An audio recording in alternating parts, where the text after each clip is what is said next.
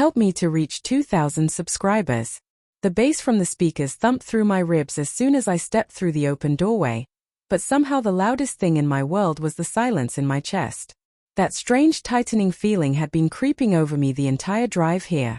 It whispered that something waited at the end of this night that I would never forget. I was not supposed to be here. Mark said he was helping a coworker set up for her birthday party. He told me he would be home early. He smiled, kissed my forehead, and promised. That promise was still warm on my skin when I called him the first time. And the second. And the fifth. He did not answer. I told myself I trusted him. I told myself we were not the kind of couple who checked up on each other. But trust does not feel like a knife pressing slowly into your sternum. Trust does not keep glancing at the clock, growing more anxious with every passing minute. By the time I grabbed my keys, my hands were trembling. The house looked like it belonged in a magazine. Huge windows. Perfect landscaping. Every light glowing like a celebration of wealth. The lawn smelled faintly of jasmine. Laughter spilled out into the night, bright and careless. I walked through the gate and felt like I was stepping into someone else's life, someone who did not know their world was about to fall apart. I scanned the crowd. Glowing faces. Drinks raised. People dancing. Perfect smiles. And nowhere among them was my husband. A girl with glossy hair and a red dress brushed past me, perfume sweet and sharp. She did not look at me. No one did. I was invisible, except to my own pounding heart. I moved through the room slowly, forcing myself not to seem frantic. I hated how desperate I felt. I hated the fear crawling under my skin. Room after room, faces blurred. Laughter rang out, clinking glasses sparkled under chandeliers. And still I could not find him. Until I found his phone. Sitting on the kitchen counter. Plugged in. Unlocked. Abandoned. Mark never left his phone. Not even to shower. Not even for a second. My stomach tightened. My hand hovered over it. I could have checked. I wanted to check. The urge felt like a physical ache. Before I could touch it, I heard something. His voice. Upstairs. Soft. Warm. Familiar. Followed by a low, breathy laugh that did not belong to me. My feet moved on their own. One step. Then another. Each one heavier than the last. Music faded behind me as I climbed the stairs. The hallway was dim, lit only by a warm lamp at the far end. A door was cracked open. Light spilled out in a thin stripe across the floor. I stood there, completely still. My fingers shook as I pushed it open just a little more. Skin. Warm lamplight. Movement. His back. Her legs around him. His face buried in her neck. Their breathing quick and close like a secret prayer. The world narrowed into a slow, suffocating blur. My vision tunneled, sharp only where it hurt most. My throat burned but no sound escaped. For one impossible second I convinced myself it was not him. It could not be him. But the way he touched her, the familiarity in his posture, the quiet sigh he made when he kissed her shoulder. It was him. My Mark. And she was completely naked beneath him. My hand slipped on the doorframe. The wood creaked. They froze. His head turned. His eyes met mine. Everything inside me shattered so quietly it almost felt like silence. He scrambled back, grabbing for a sheet. She gasped and pulled a blanket over herself. His face was pale and shocked like he was the victim. Like I had done something wrong by being here. Sarah, he breathed. My name in his mouth felt filthy. I shook my head once, small and numb. I could not speak. He moved toward me. Wait, listen, I can explain. Explain. The word nearly broke me open. I turned and walked. Slowly at first. Then faster as my breath fractured. The stairs blurred under my feet. The music returned, too bright, too alive for a night already dead to me. Someone bumped my shoulder. Someone laughed nearby. None of them saw me drowning. Sarah, please. Mark's voice cracked behind me. Clothes half on. Hair messy from someone else's hands. Betrayal clinging to him like a second skin. My fingers fumbled at the front door. The lock slipped twice. He reached the bottom of the stairs just as I finally pulled the door open and stepped into the cold night air. I turned back. He stood there, breathing hard, eyes wide with panic, hair still mussed in a way that used to be mine to touch and understand. Now it only looked wrong. My voice came out soft but sharp enough to cut both of us. Do not follow me. His face broke. Or maybe it was mine that did. I turned away before I could find out. I walked to my car, each step heavy like I was walking through water, through grief, through the ruins of 8 years. My hand shook as I gripped the door handle. The night air trembled around me. Or maybe it was just me shaking. I got in, closed the door, but I did not start the engine. I just sat there, staring at the glowing house, watching silhouettes move inside, watching life continue as if my world had not just ended upstairs in a warm-lit room where love had been replaced with something I could not yet name. My vision blurred with tears I refused to let fall.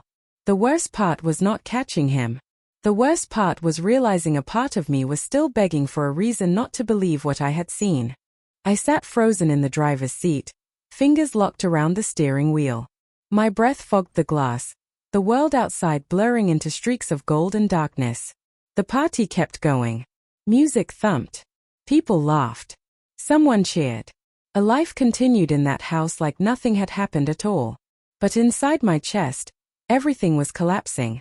My pulse felt like it was cracking through bone. I did not start the car. I just stared at my hands. They weren't even shaking anymore. They were numb. Quiet. As if my body had abandoned feeling just to survive the moment. My phone buzzed. Mark. Calling. Again. I stared at the screen until it went dark. Another call came. This time my vision tunneled. Rage and heartbreak collided like two storms inside me. I answered. His voice came out breathless. Sarah, please, just talk to me. A hollow laugh slipped out of me, sharp and broken. Talk? Like the way you talked to her. He sucked in a breath. The panic was still there, layered with guilt now, or maybe just fear of consequences. I could not tell. Maybe I did not want to know. Come home, he said. We need to talk.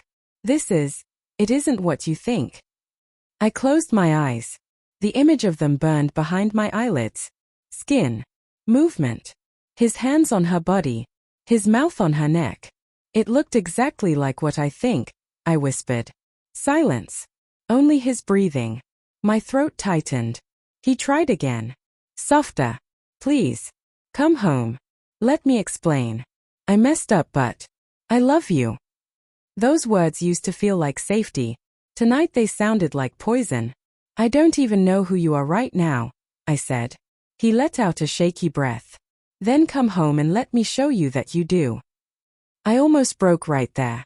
A part of me wanted to believe him. A part of me wanted to rewind time. Pretend I never walked upstairs. Pretend love could fix what betrayal had shattered. But I could not breathe in that driveway anymore. I could not pretend. I'll come, I said quietly. But only because I need answers. I hung up. Started the engine. Drove home with tears blurring streetlights into smears of gold and white. Every song on the radio sounded like a lie. Every red light felt like punishment. When I pulled into our driveway, his car wasn't there. He beat me home by seconds. He stood on the porch, pacing, wiping his face like he could erase guilt with his palms. The porch light glowed warm over him. It used to feel comforting. Tonight it felt like it was spotlighting the difference between who I thought he was and who he actually turned out to be. He looked at me like a man drowning. Sarah. I walked past him into the house. The moment the door closed, the quiet hit me so hard it pressed into my lungs. The house we built together suddenly felt foreign. Every picture on the wall mocked me. Every memory carved under my skin turned sharp. He followed, slow, careful, like I was glass. I am so sorry, he whispered. I turned. My voice broke without cracking. Who is she? He swallowed. A coworker. How long? 2 months. 2 months. 60 days. 8 weeks. I counted weeks instead of breaths. My stomach twisted. So the nights you said you were working late. He nodded, eyes filled with shame. I never meant for it to go that far. I thought I could stop. I thought it would end on its own. You thought your betrayal would end on its own. My voice rose, trembling but strong. Like it was some bad habit? Some phase. He stepped closer. I was lost. I felt disconnected. Work has been stressful. We haven't been, us. I laughed, raw and bitter. It scraped my throat. So you found comfort inside someone else. It was a mistake, he whispered. No, I said, my voice steady. A mistake is forgetting an anniversary. A mistake is one moment of weakness you immediately regret and confess. You made choices. Every day. For 2 months. His eyes filled with tears. I don't want to lose you. You already lost me, I said softly. He flinched like I hit him. But then, his expression shifted. Panic melted into something else. Resolve. Desperation. And beneath that, something cold. Sarah, he said slowly, voice too even, you can't just walk away. We built a life. A home. You love me. I studied his face. It was like watching a mask shift. And suddenly, realization slid into my bones like ice. He never cried about hurting me. He cried about being caught. He cried about losing control. My love wasn't what he feared losing. His comfort was. A calm washed over me. Not soft. Not peaceful. It felt like glass settling after shattering. I did love you, I whispered. Enough to never imagine doing what you did tonight.